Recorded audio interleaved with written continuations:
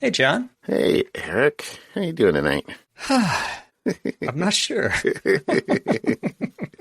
It's okay. Although It's super I, drippy.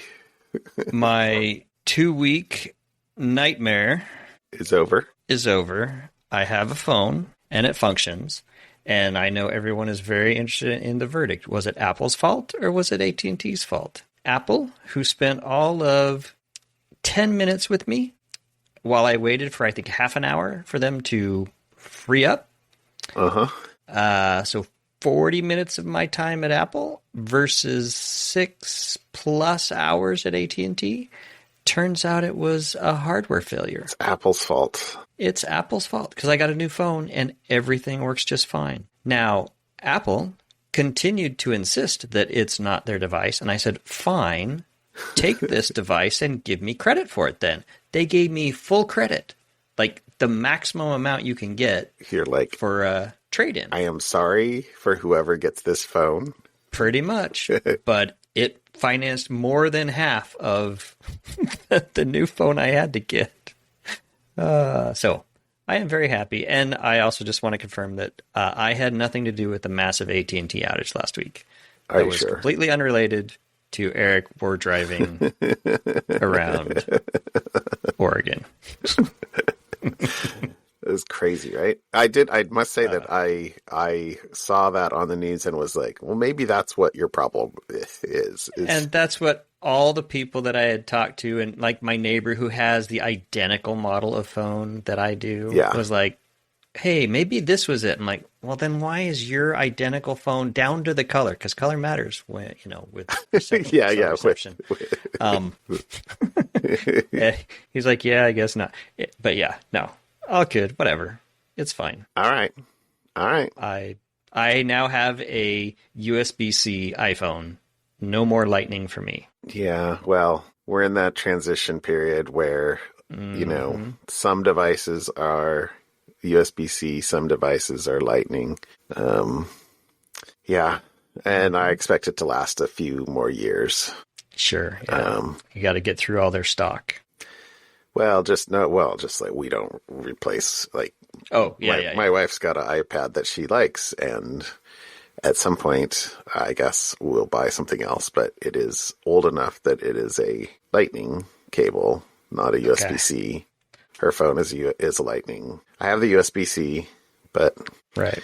Yeah. Anyway. Yeah. All good.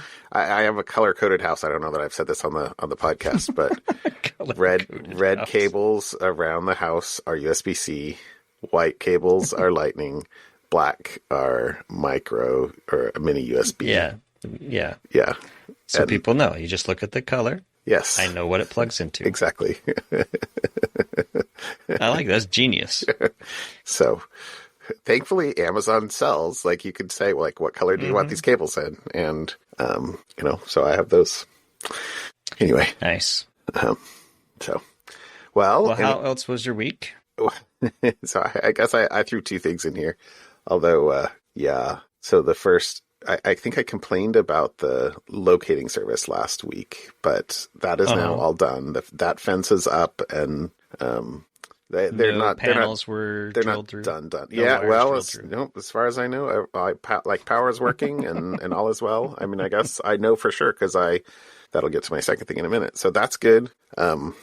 My second thing is, so my wife I think I've said she's teaching a 5th grade class. They're doing a play block, so they're doing a play. And it's something about Isis and Osiris. They just finished learning about Egypt, and their play is my wife's like, I need a sarcophagus as a prop for the play. Of course. And she's like, what do you think? Could we, because evidently there had been one that's like exchanged via the schools or whatever, and it basically got thrown out because it was destroyed. And I'm like, I could build a sarcophagus, I guess. Like you're just thinking like a square box, right? With like a fancy lid or a lid. And I was thinking, originally it needs to be the triangular shaped box, oh, right? With you the are shoulders. there. Oh, yeah. No, you're there. I spent so long on Saturday cutting angles. Like 100, like my trigonometry largely worked. It's trig. Yeah, trig is where, or maybe it's just geometry.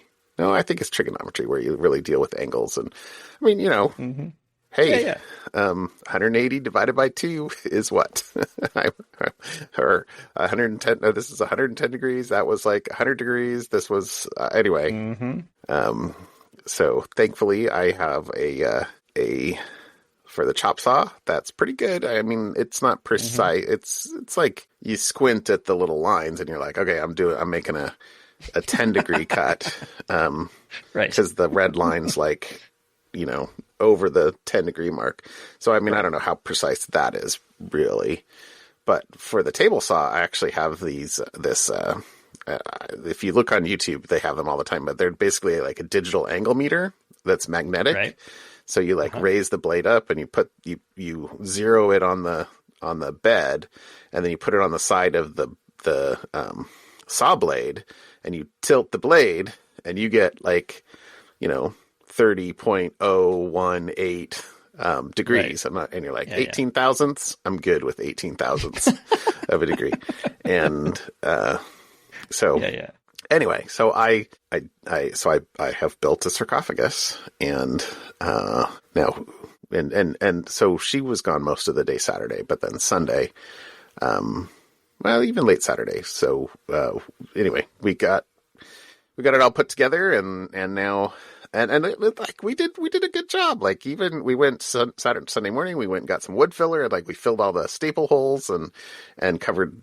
It's screwed in a few places where we really want the strength, because you're going to have you're going to have kids sitting in it and jumping in it. And, so see old previous sarcophagus. Yeah, yes. Exactly. Yeah. But anyway, so that was my Saturday basically. And a good chunk of Sunday was building a sarcophagus. And so, I grinned to myself, because I'm like, this is going to be used. But my wife's going to paint it so that I'm sure it'll be awesome. Right. Yeah. That's her job this weekend. I'm not it is, well, and she's done this. I can't take credit. So she has now painted it black. So that's the base. Right. And now, inside and out. And, and then, she's going to do some gold hieroglyphics around the outside. And I'm all right, that'll anyway. Nice. So that was one of my things. And then we saw, so Saturday night we went, we go to the symphony a lot, but the symphony did Jurassic Park on Saturday night. And let me tell you, that movie still holds up. It still holds up. And with the live symphony, it was amazing. It was so awesome. Although I kept forgetting to watch the musicians, because I'm so into the movie. And then I'm like, come on. You can watch the movie anytime. Watch the musicians. But anyway, so that was we had a big weekend. It was a busy weekend. So anyway, and then I guess maybe the final thing is that I have a sick chicken in my bathroom, in a dog crate, in a dog kennel. But yeah, our chickens seem to be not doing so good this year. I think in the last 18 months, we're down from 13 chickens to 6, possibly 5, depending on how this one does. And so it's but one of them is still one from when my now 11th grader was in pre-K. So it's an old 12 years old or something like that. Yeah. I'm it's crazy. So one of them, and she's still doing amazing. She's running around. I don't know that she gives us any eggs, but anyway. So sick chicken. I said that to my son as he walked in from high school play practice the other day. I'm like, hey, don't go in our bathroom. There's a chicken in there. And he's like, okay. How do you know? How do you know a kid lives on a farm? That's right. Didn't bat an eye. Just all right. Okay. Anyway, I'll go downstairs. No big deal. Pretty funny, I thought. Anyway.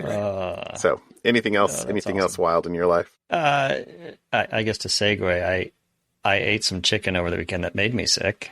But not my sick chicken. No, not yours. No. So I think the one thing. So my wife has these. She got these Japanese wind chimes, which she absolutely loves the tone and this a soft summer breeze. It's just this beautiful, kind of very like gong. It was very windy last night, and around 4 a.m. I'm thinking my alarm is going off. Like, because I have my alarm is some, I don't know what it is, but it's like a soft chime thing. And I'm like, why is my alarm going off? And I'm looking at my phone's not on. I'm like, who's got the alarm on? And my wife goes, it's the wind chimes. I forgot to have you bring them in, because we bring them in when it's really windy, because it'll do that. We forgot last night.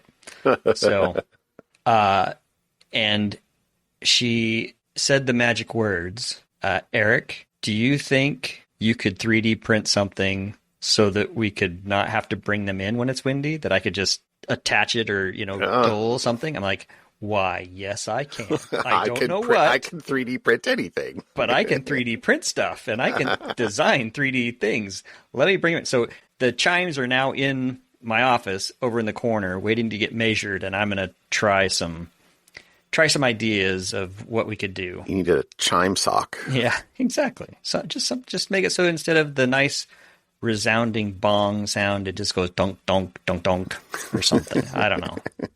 All right, I can see that. Some little C clips. So that'd be fun. And next week I'll have to tell you about. We're going with some friends to see Jim Gaffigan in concert on Friday, which I think will be. I think you're gonna have a curmudgeonly night. Yes, okay. I go have someone. Yeah, go be entertained. So that's my plan for Friday night. Go be entertained. I guess today's Wednesday. I was thinking tomorrow night. Oh man, I'm losing sight of days. But in 2 days. Okay. Yes, 2 days. Fun. So fun. All right. Should we move on to the follow up? Yeah. So your fun last week was the moon landing. The moon lander, yeah. The U.S. lands on the moon again. Which almost. I clearly couldn't do math in my head, and I missed the broadcast, and I tuned in an hour afterwards, and it was like, it's gone. Yeah, you didn't miss anything. No. It was a first attempt for a private company to land on the moon. Let's put it that way. It tipped over. So it came in a little too fast, came in a little too hot, didn't adjust. Looks like it broke a leg and it's on its side. But it seems to be talking.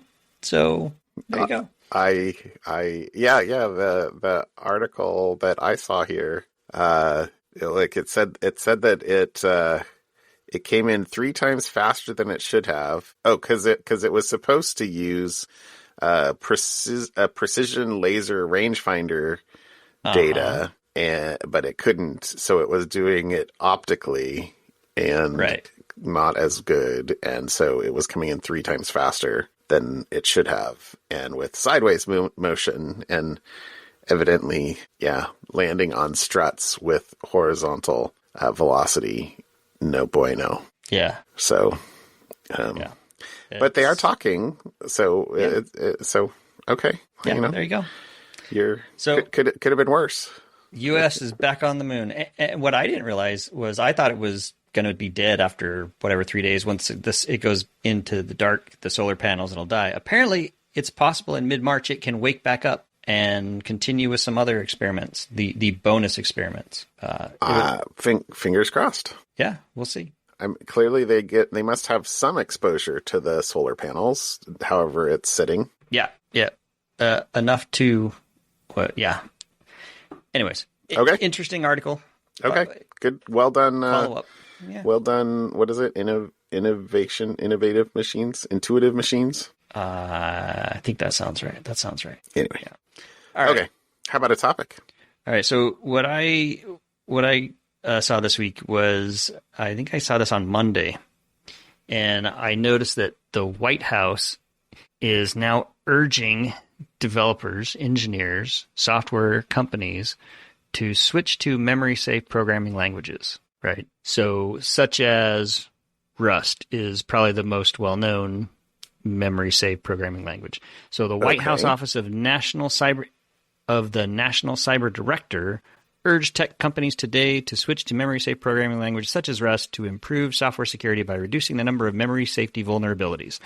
So anybody that has had to deal with software bugs in general, it's always memory. It's always buffer overflows. There's a very famous website, Stack Overflow. That's, get answers to your questions, because that's what happens in computers. So there's lots of different things. So I think it's interesting that now it's not just saying it's not just a industry thing. The government is now saying you need to switch to this, and I think we'll see the fallout from this. But basically, this is going to shift the burden of defending the country's cyberspace towards software vendors and service providers away from the users of the software. So it'll be just another feather in the, your code has a vulnerability. Is it using a memory? No. No insurance for you. No cyber insurance for you. So we'll see how it goes. So if there's force from the marketplace for constraining how things are built, that can be a forcing function. So we'll see. So I've only Eric, played around with Rust a little bit. Yeah. What's up? Would you consider JavaScript a memory safe programming language? Well, there's a fatal flaw in that question in the beginning. JavaScript is not even a programming language. So way to block and bridge. Well played. All right. So there you go. That's if you are, I would suggest if you're in engineering, start poking around at memory safe languages like Rust and see what the big deal is. Yeah, I mean, I do think most, many things, but like, our C and C++, legacy code we're going to be dealing with for decades. Mm-hmm. And that's still the way to do low-level code on most platforms. So, I mean, Apple's moved hard towards Swift in the last. Microsoft is actually moving hard towards Rust. I don't think I realized that. Reading? Yeah, I thought I read that they were rewriting a bunch of their. I don't quote me on it, but I thought I read somewhere that they were rewriting a bunch of the Windows kernel in Rust, or at least specific areas of Rust that the Windows kernel that were getting rewrites and fixes were all being done in Rust. Really? I need to Google that now. Okay. I am a big fan of let the compiler do a lot of the work. Mm-hmm. Yeah.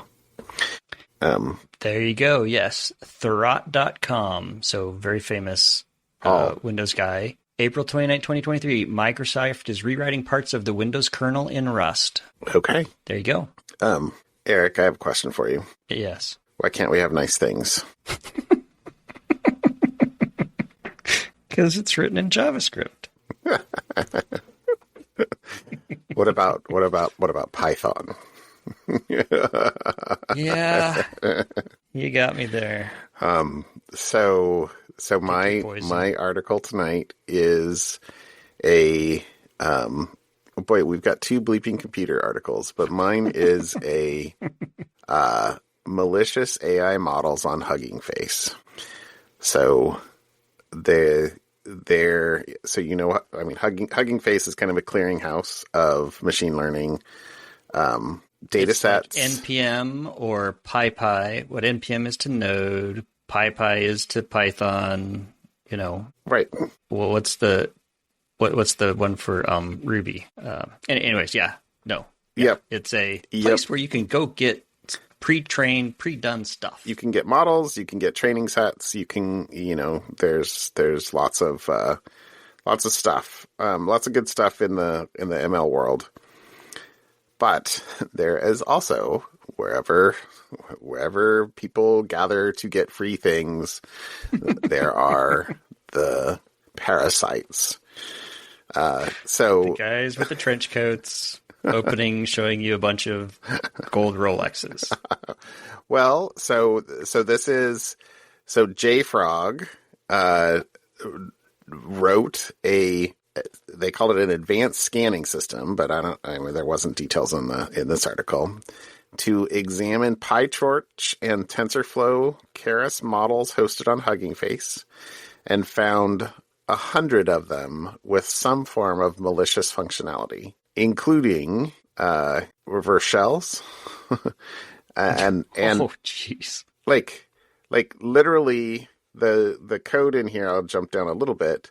The code that they show in here was the quote is one highlighted use of a PyTorch model that was uploaded recently by a user named Baller423, and which has since been removed from Hugging Face, contained a payload that gave it the capability to establish reverse shell to a specified host.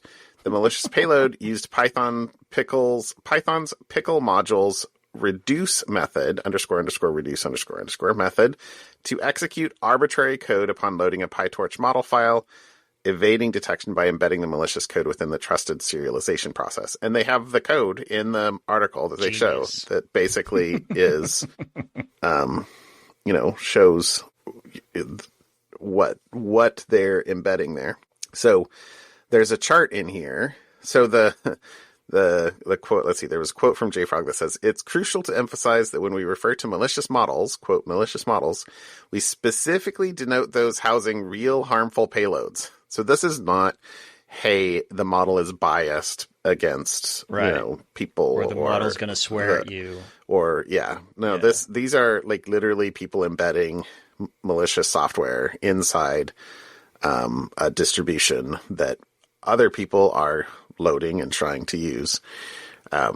So they did say in here some of these might have been legitimate researchers attempting to find. Evidently, Hugging Face might have a bug bounty program or something like that. There's pingbacks and that they were saying here, but 20%. So I guess out of 100, that would be 20. You math good, John. I